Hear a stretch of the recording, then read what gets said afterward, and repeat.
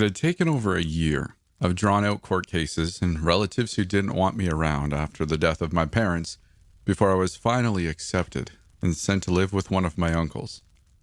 Uncle Stephen was someone I had not seen for years prior. He was a big man, strong from his farm work, with dark black eyes and a few strands of hair on his balding head that he always covered with a gray cowboy hat. His nails were dirty and his favorite red flannel shirt stained with years-old mud, but he still exuberated the same friendly, joyous personality as he helped me load my luggage onto his truck. The last time I remember personally meeting him was at my 12th birthday party. My dad didn't like him around because he was always weird, but he was fun to be around, and he still wrote me a card through the mail every birthday. It was no surprise that he was the only one of my stingy relatives to take me in. Even so, despite him being a better choice than any of the other idiots I had to call my family, I had a deep nervous feeling when his truck pulled into what he called his homestead, and through the grimy, dirt-speckled windshield, I saw an old, run-down wooden farmhouse. The brown paint on its walls were faded, the windows were caked with dirt and sand, and parts of the roof had fallen in and were hastily patched up with boards. Fences made of rusty metal surrounded the house through overgrown grass and weeds, and wires were hung haphazardly, leading towards the house and the various nearby sheds. Only about half of the lights strung up seemed to be working. Now only a 4-star hotel. Uncle Stephen chuckled as he saw my expression. I gave him a nervous grin in return.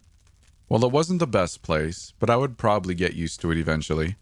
Uncle Stephen gave me a quick tour of the house, through the kitchen filled with shelves of jars of nuts and seeds and various other foods, the bedroom, which seemed all right, and the muddy toilet, which made me regret my existence. He then brought me along to the outside, the rotting wooden floor creaking as we walked, and showed me the shed where he stored most of his tools and equipment needed for farm work. From the shed emerged a tall but thin young man in gray clothes, staring at me with beady eyes and licking his crooked teeth. "You must be Jennifer." He stretched out a hand, which I shook. His hand was bony and cold. "This is Junior, one of my nephews. I took him in when his parents abandoned him, and now he suffers here too." Uncle Stephen grinned, with Junior shaking his head in exasperation. Giving him a wave goodbye, Uncle Stephen quickly brought me down to a trailer about 200 meters from his farmhouse. I was surprised to find it in relatively good shape. It was rusty and one of the windows was cracked, but it had been freshly painted white and green. The lights were all in working condition, and the grass around it was trimmed. "This is where the neighbors live. They're all nice people," Uncle Stephen told me. Mr. Sullivan was a small, hunched man obsessed over Confederate Civil War models, while Mrs. Sullivan was a tall Mexican woman who looked like she could bench press me and glared at me in silence the entire time. So I seriously questioned Uncle Stephen's definition of nice. They had an elderly mother, face cracked and wrinkled, who sat motionlessly in a wheelchair facing the television, not even registering my presence. Lastly, I met their daughter, Adriana, a cute young woman my age, with piercing brown eyes and rough, hard, warm hands that I shook. Uncle Stephen whispered to me that she did half the work of the family. Noticing the worn boxing gloves hanging on the door to her bedroom, I made a mental note not to cross her. We left the trailer as the sun was setting, casting a gorgeous orange backdrop to a series of dilapidated houses and trailers in the distance. Corrugated metal and rotted wood strewn in piles from collapsed walls and supports. Uncle Stephen's nose wrinkled when I asked him what it was. "Where people used to live. Never go in them. It's unsafe." "Why is it unsafe?" "Can't you see how crappy it looks? The roof will drop on your head." Well, he had a point. They looked as stable as a house of cards. Once we reached the farmhouse, Uncle Stephen gave me a rundown of the rules. The usual: no going out at night, no drinking unboiled water, like I would, no television at the times he wanted to watch them, and a curfew. But then he pointed at the set of rusty padlocked basement doors at the side of the house. Never go in there. Ever, he warned. Got some corpses in there, Uncle Stephen? I raised an eyebrow. Yes, yours if you go down there. He ran a finger across his neck. I laughed and nodded to his demand. Sure, everyone needs secrets. It took me a few months to really adapt to a more rural life, but it really wasn't too bad. I wasn't doing well at school anyway, not really my thing. Life here was simple. The internet connection was annoying but still functional. Work was hard. I mostly did whatever Uncle Stephen wanted, but thankfully he was right, and Adriana and him both did a large portion of what was to be done, leaving me a lot freer than when I was studying for college. Dinner around the bumpy metal table with Uncle Stephen and Junior was filled with jokes and jabs from the former at everything under the sun, from politics to sports to us, and strange little comments about government cover-ups from the latter. Sometimes we would all watch the error-frequent television together, if there was something interesting on, and Junior liked the History Channel a lot. If there was one issue, it was that the new environment didn't help with my migraines like I'd hoped it would. Every week or so, I would wake up with a terrible pulsing pain on the left side of my head. It took all I could not to scream, as I hid from the light and hammered away at the side that hurt in futile efforts to release the pain. My arm would get numb from the effects of the headache, and I would just curl up into a tortured ball on my bed, blanket thrown over my head, praying it would stop. Gosh, it made me want to bash my head open, or drill a hole in it, just to stop the pain. Due to the mornings I spent curled up in bed, Uncle Stephen had assumed I just wasn't a morning person and would prod me about it. Finally, one day when we were in the tool shed, I had had enough and asked him if I could go to the nearby town and get some aspirin. When I mentioned it was for migraines, his jovial face suddenly darkened as he slowly turned towards me. Jennifer, we take headaches very seriously here.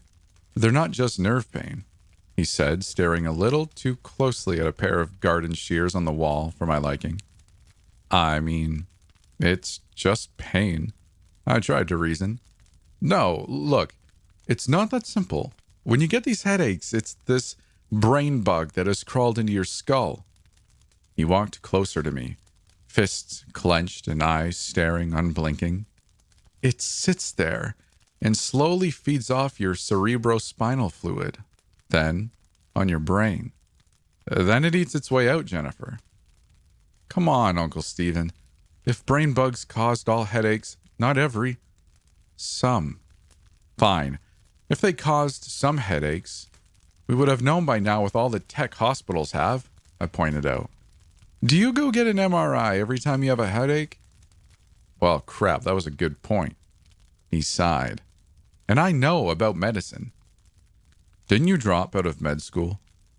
That means I'm half a doctor? I need to show you something.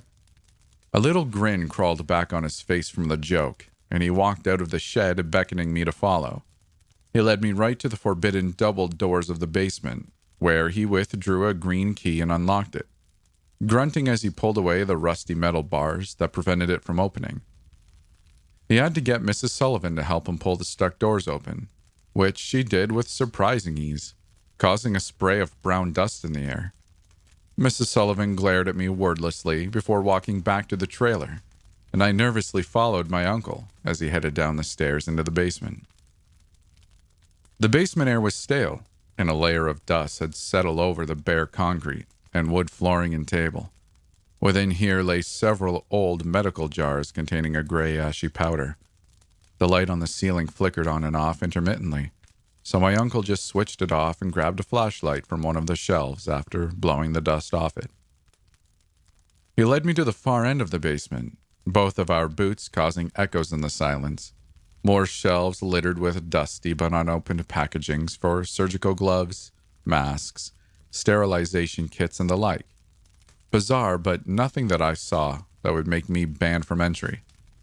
Then we reached the far wall, and I screamed. I don't usually scream, but the sight of the illuminated shelves with a dozen human skulls placed neatly on them was enough for that. Their faces were destroyed, as if a bullet had shot them from the back and exploded out the front. with deformed, misshapen bones rising out, surrounding an epicenter around their eyes or forehead. But of course, there was no entry wound on the back. Victims of the brain bugs. They lived in those houses, now abandoned. All got migraines, the lot, complained incessantly, and then it got them. It killed them. I tried to help them, to treat them. I prayed to God for strength and precision, but it wasn't enough, and they passed. I tried to get it out of their heads in time. His hands were shaking, and his breathing was getting heavier. I leaned in closer, observing the deformed skulls. Something was wrong. They all had at least one hole in the top of their skulls. What's with that hole? I jabbed my finger towards it. I had to make one to try to get the brain bug out, Jennifer, he said almost nonchalantly. You made a hole in their heads while they were alive? I gasped. It's called trepanation. People survived it all the time. I just had to do a rush job version in an emergency like this. He tapped his head with a finger, looking directly at the top of my head, pressing my fingernails directly into my palm in an attempt to steal my nerves. I tried to find a counter-argument. I've had migraines before this, for most of my life. Sure, and then it got you when you came here. Did you drink unboiled water? Well, no, I said. At least I didn't remember doing it. It could just be a regular headache.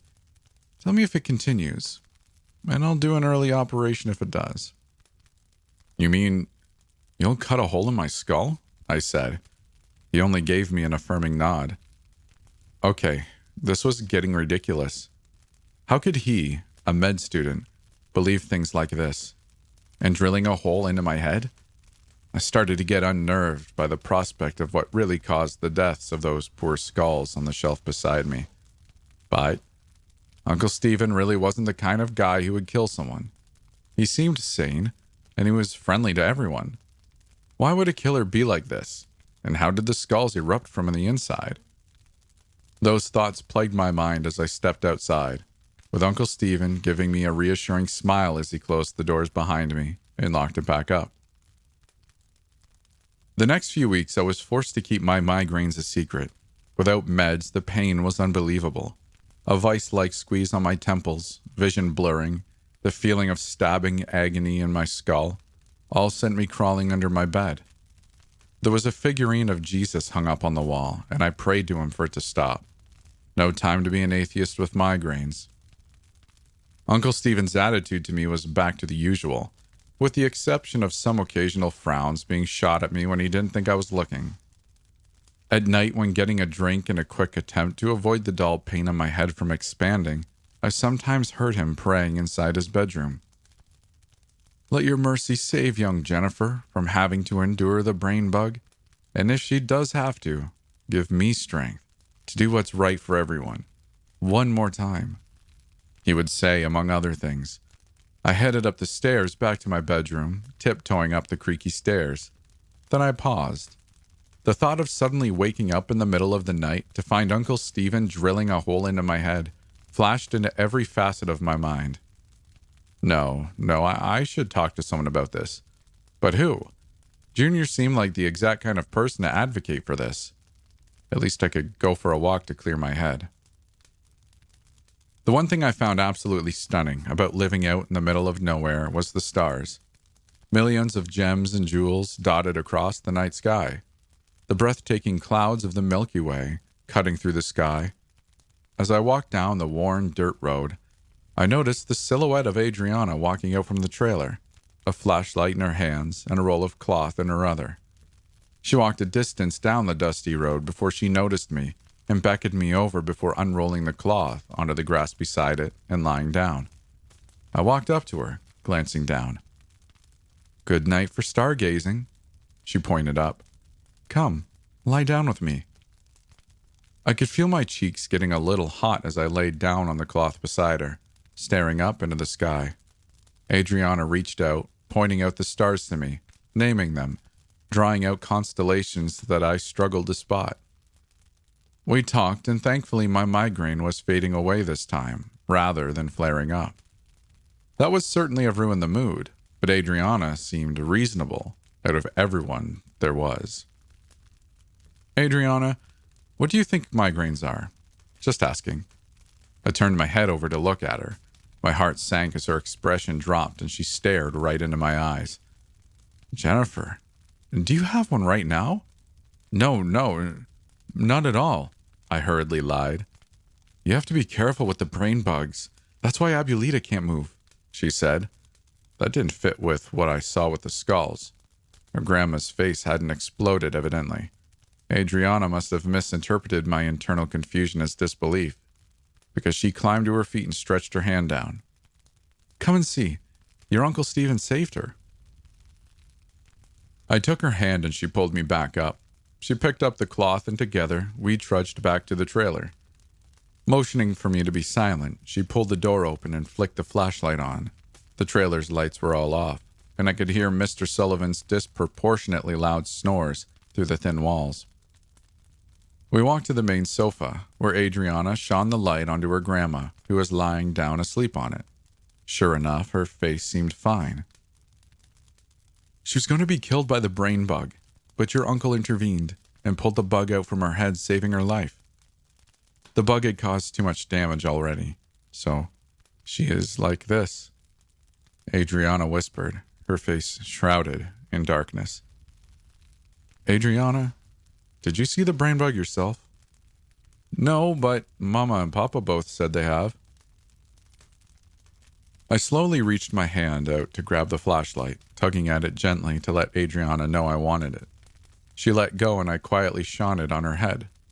White hair covered it in bushy tufts, and all seemed normal. But there it was, a circular bald spot on a part of her scalp.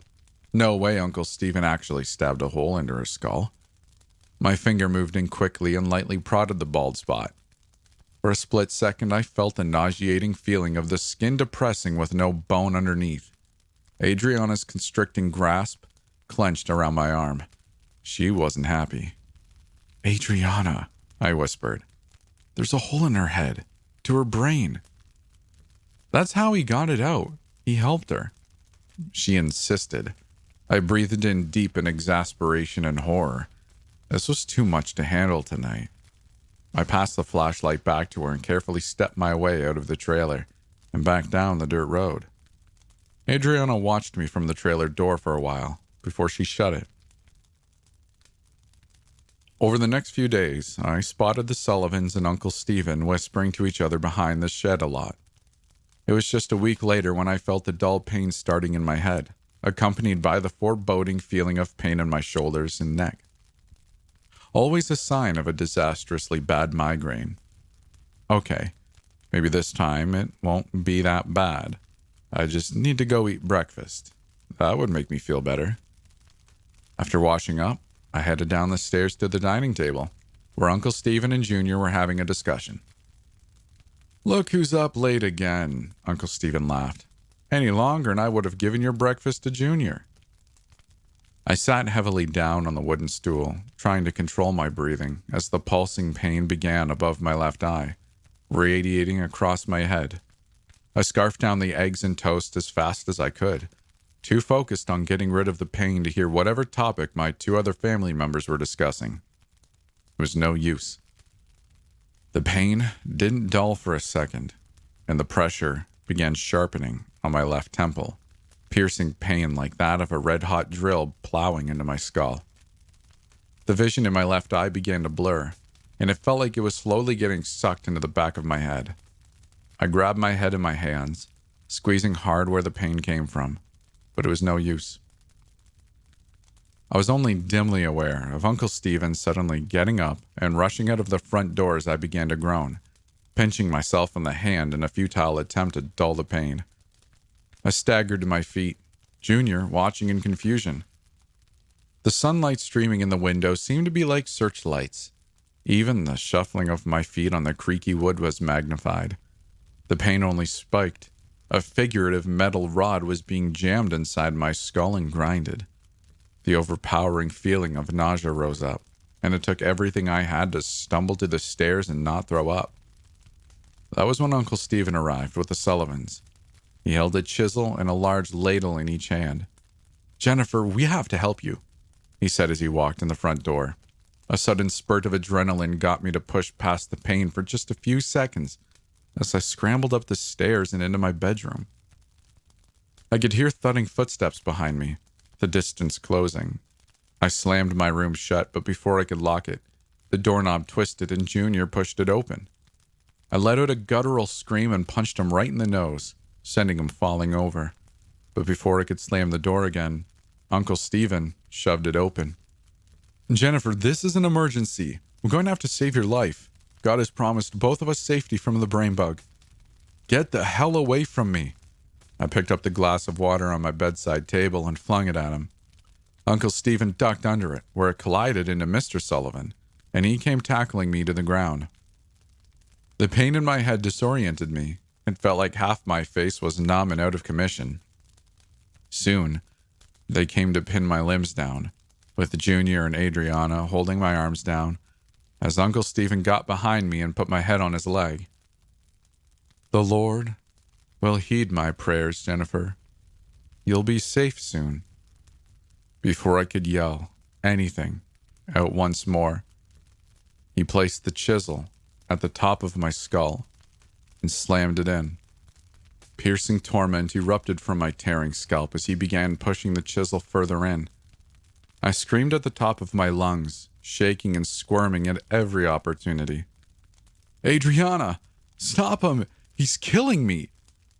But she only held me down harder, squeezing my left hand and staring into my face with a determined expression.